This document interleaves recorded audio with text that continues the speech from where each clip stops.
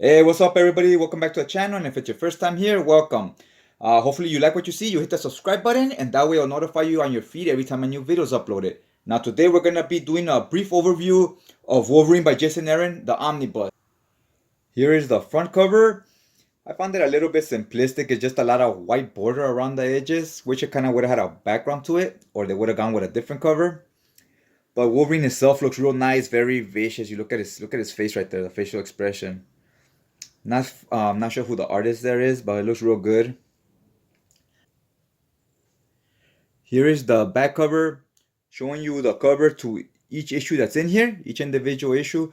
I really like that. That way you know exactly what material you're getting in here and how the covers look like and so forth. Down here, I'll show you exactly what issues those are. It says here Wolverine issue 56, then it jumps to 62 to 66, not to 65. Then Manifest Destiny 1 through 4, Weapon X 1 through 16, and so forth. And here's the spine. It has it's just black with your basic font. Well, actually, the font's it's not basic. It's the Wolverine font. It's by Jason Aaron there. Then you have a picture of Wolverine here. It says Volume 1. Now, when Volume 2 was released, it never was called Volume 2. It was called Wolverine Goes to Hell. So if you're wondering why you can't find Jason Aaron Wolverine Omnibus Volume 2, look for Wolverine Goes to Hell. That will be the continuation to this. All right, here's the book without the dust jacket. This is an old school printing of Marvel. This is how they used to do their omnibuses back in the days.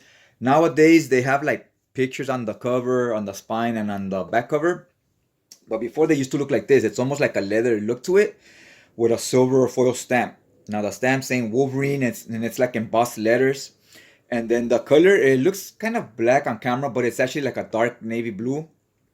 I really like the way it looks. It's kind of minimalistic, very simple and basic, but it gets the job done. Here's the back cover, very basic, nothing on there. Here's the spine. This is where the old school omnibuses really shine for me. I really like the way they have the Marvel Omnibus logo. It's a foiled stamp. Then the Wolverine font, also foil stamp. This looks real nice. I'm really digging this. The new ones do not have this anymore. They'll either have some artwork or sometimes they don't have no title or anything on there. That's the one thing that I kind of like, the old school design over the new design. Now let's get to some of the interiors. All right, here's the interior pages of the book. It's the inner cover is just off black, as you can see right here.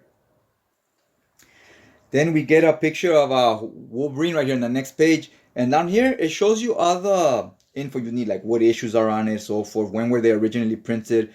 Then it shows you when the omnibus was printed. Now it says here it's a first print back in 2011.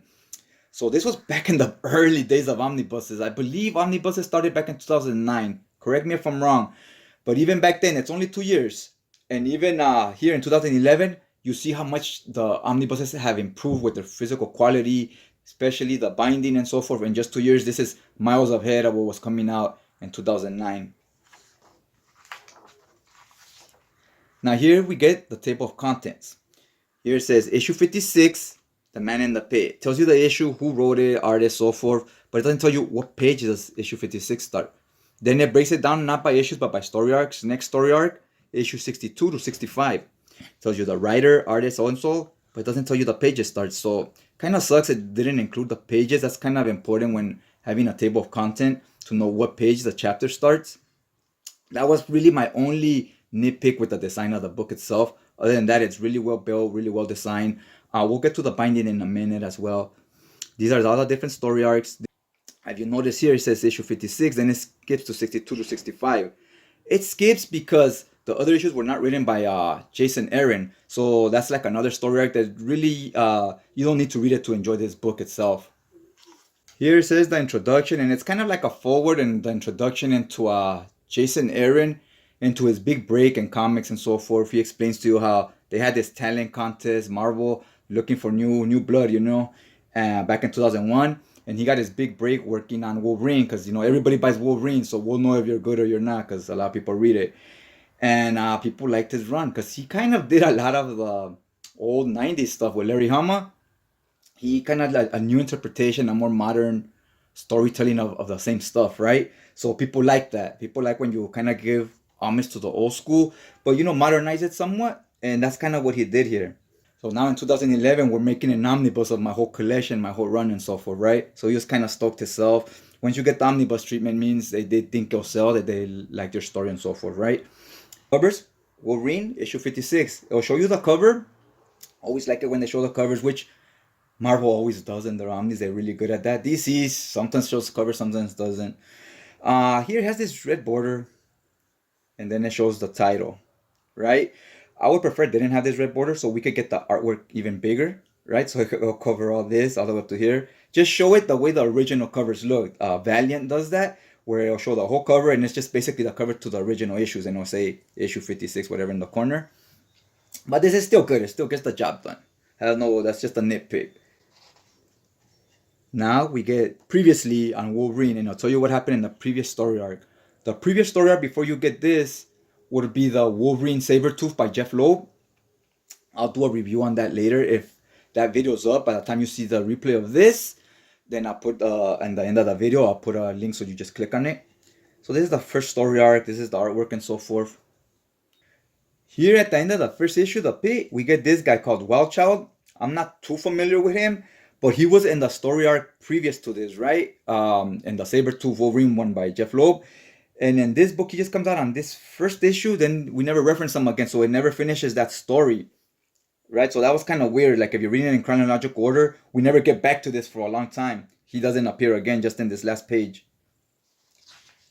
Then we get to this other story. This is the good one. Wolverine gets Mystique. Here you see him and Mystique. I love this page right here. It's real cool. You know what? I never even read this here, but it gives you all this other info about stuff before M Day. Whatever M Day means, right? We see Wolverine back in the days here with some soldiers and so forth. And it turns out back then is when he met Mystique. It's a long time ago when there was a lot of racism. We still had slaves and whatnot, right? You see him being thrown right here in the pit. Now here's where he met Mystique. He says something pretty funny where she goes, "Oh, they arrested me because of the color of my skin." And Wolverine tells her, "Oh, you're black." And she goes, "Oh no, my color is much more exotic than that." He's blindfolded, so he's not seeing what we're seeing. She's blue. So, imagine in the real world, someone's blue, you'll trip out on it, right? You'll think like it's an alien or something. So I thought that was pretty funny. And well, you see her, the way she's dressed, kind of like Western times and so forth. So yeah, this is where they initially met. They built a bond because they're both mutants and they're being mistreated, right? So it's a good story of how they were kind of like friends at one point, a long time ago. Now Mystique is revealed here. She has lived for a long time, just like Logan, and she doesn't age, just like Logan, like they age very slow. Here's the cover to issue 64. Look at Mystique with the machine gun and the handgun, and Wolverine with claws pop. It's a big showdown about to go down. I love this cover. It's very iconic now. It's been about 20 years, so people remember this cover a lot. I believe there's even a statue where Mystique is giving this pose. So it's a build up to an awesome fight scene at the end, and it's a duel to the death. And Mystique goes out like a G. She technically, I don't want to give too much away. We know Wolverine's gonna win because he's the main protagonist, but she technically beats him. The thing is, he heals. She doesn't. So that's why he's still around and she wasn't, right? Look at the artwork here. You got a sniper. Look at that. I like the way that looks. Then bam, you see Wolverine get hit by the sniper, right?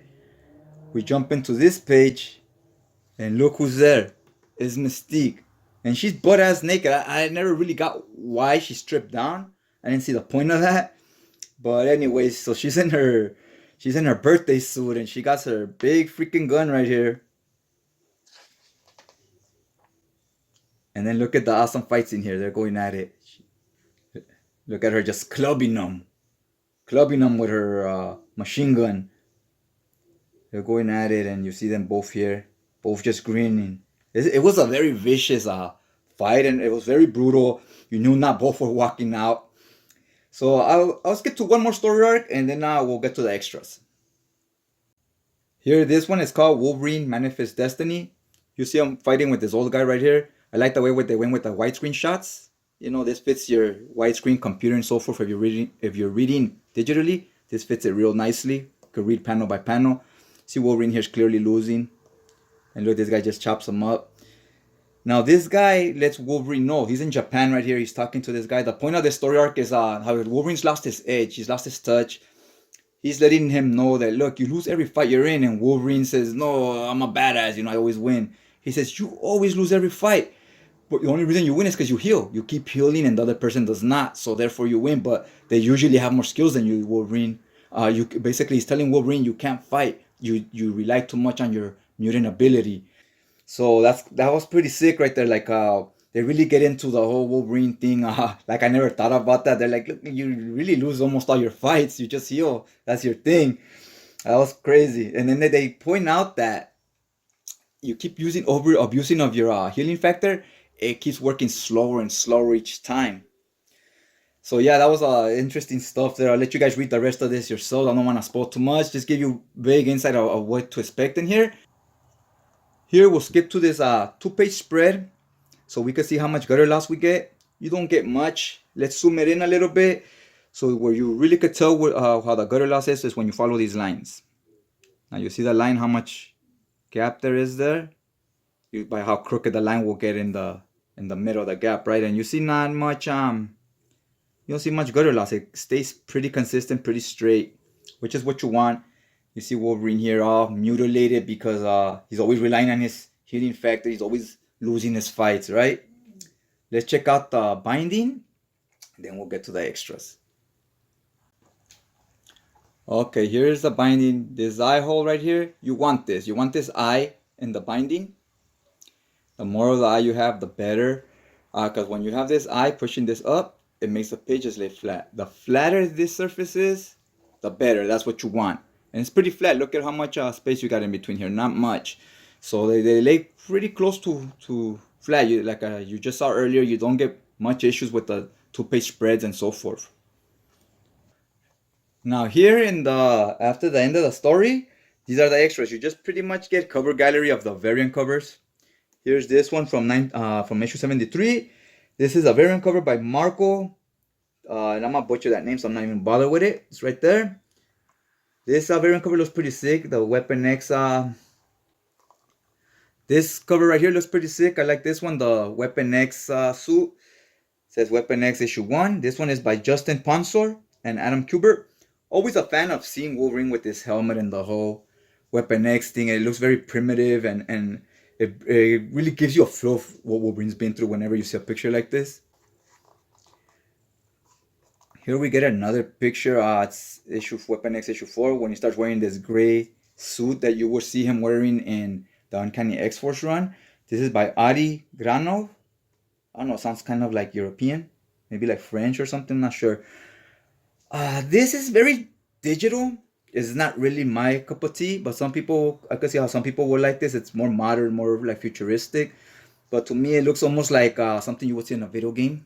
So to me, when it comes to art, I like to see like pencils and so forth. This looks more like pixels and whatnot. So yeah, guys, you're gonna see more covers. That's the end of the book, pretty much. It's a big cover gallery. Hopefully you like what you saw. If you did, go ahead and hit that like button. It really helps out the channel. And other than that, I'll check you guys out next time.